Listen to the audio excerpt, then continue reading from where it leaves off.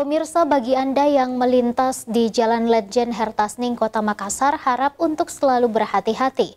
Apalagi di saat musim hujan dengan kondisi jalan rusak dan berlubang, sangat berpotensi membahayakan pengendara yang melintas.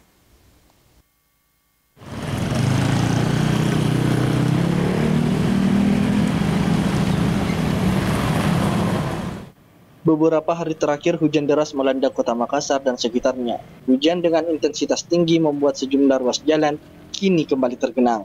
Terlebih lagi dengan kondisi sejumlah ruas jalan yang rusak parah. Salah satu ruas jalan provinsi yang cukup memprihatinkan dan butuh perhatian pemerintah adalah ruas jalan yang berada di sepanjang Jalan Hertasning, Kota Makassar. Kondisi jalan yang berlubang dengan diameter yang cukup luas menjadikan jalan tersebut menjadi genangan air. Apalagi di saat musim penghujan seperti sekarang ini, keselamatan pengendara bisa terancam meski Dinas Pekerjaan Umum dan Tata Ruang telah melakukan penambalan sulam dengan sementara. Tidak menjadikan ruas jalan menjadi lebih aman bagi pengendara, masih banyaknya jalan berlubang dan rusak parah. Ardi Jaho, Slebes TV.